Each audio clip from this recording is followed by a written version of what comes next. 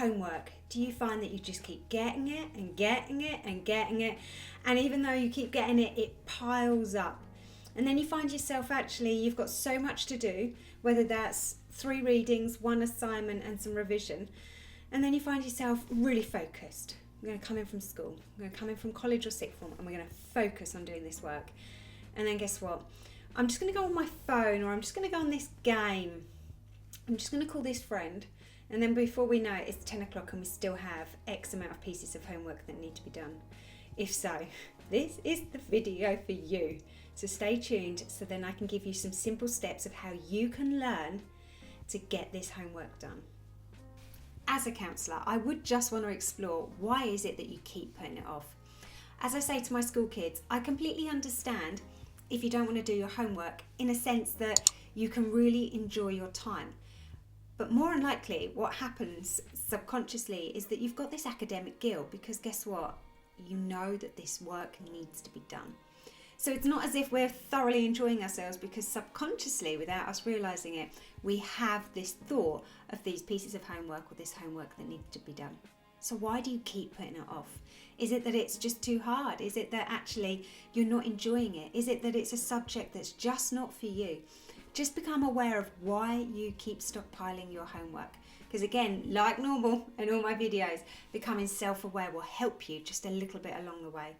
My first step, we need to gain control. If it keeps coming in and it keeps piling up, it's just going to make it so much harder for us to kind of gather what needs to be done. So what I need us to do is I need us to do a to-do list or a bullet point or a mind map of what work needs to be done and by when. My second step will then allow you to focus on how much time do you need to give each piece of homework. It might be a real quick, simple one. It might need more time. By you gathering exactly how much time you need to give it will allow you to just maybe plan your evening or plan your day, plan your weekend of how and when you're going to do it. My next step is that you really need to plan yourself an after school routine. And with that, it might be a bit tricky to begin with, because you might be thinking, well, what does it mean? How do I do it? But actually, it's planning your day after school. It's about carving in this time of when you can do your homework, or when it is that you need to revise, or at what point is it that maybe you connect with your friends. It's by blocking out this time that will allow you to really gain control.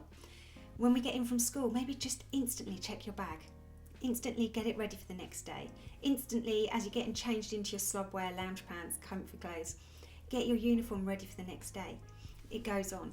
But by kind of planning this after school routine will help you. Now, the thing is with any routine is that we can all be really motivated and with really good intention to begin with. But actually, it's around or after day 21, which is where that will start to wear thin. Mark that day 21, day 21. That's when it starts to get tricky.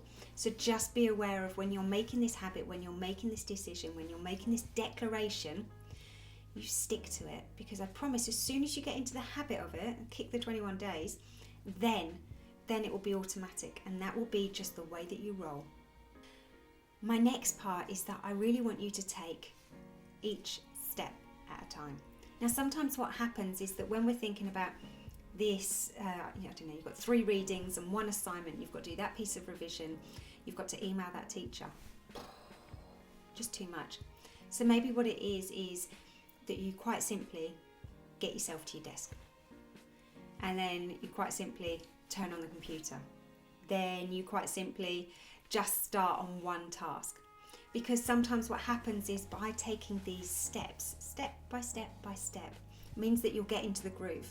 And like I've done with so many of my videos now, the first and hardest thing that you need to do is to get going.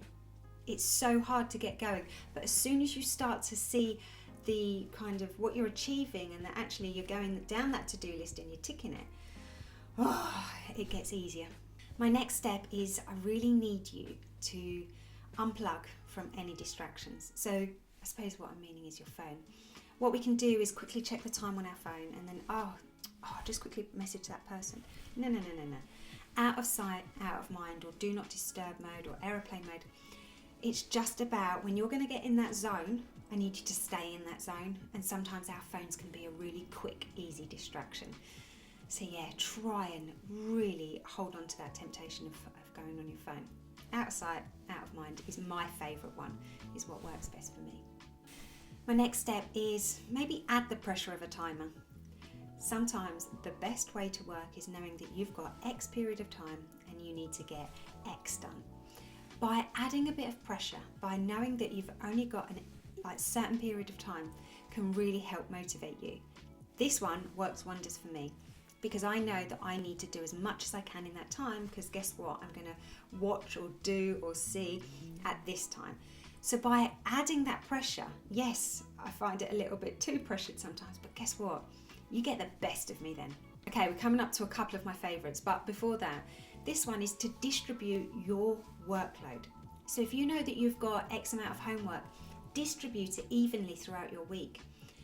Sometimes when we know that we've got a homework evening, it can just be blah. So actually what I'd really encourage you to do is to distribute it throughout your week. Look at your calendar, look at when can you do it, and then fix it in. Actually fix it in so then you know what you're doing and when. My final one, and my favourite one that I swear by, is give yourself those mini rewards, because I tell you what, it's a game changer. It doesn't have to be anything big or mighty, it can just simply be sweet, or maybe you earn yourself X amount of time on your phone. It's by giving yourself those mini rewards, or a big reward at the end of it, which is where you get to really celebrate your little triumphs as you go along. Now listen, nobody says that homework is easy, and I've got to be honest, I can't believe how much homework you guys get. Genuinely, I cannot believe how much homework you get sometimes. So it's just about doing your best.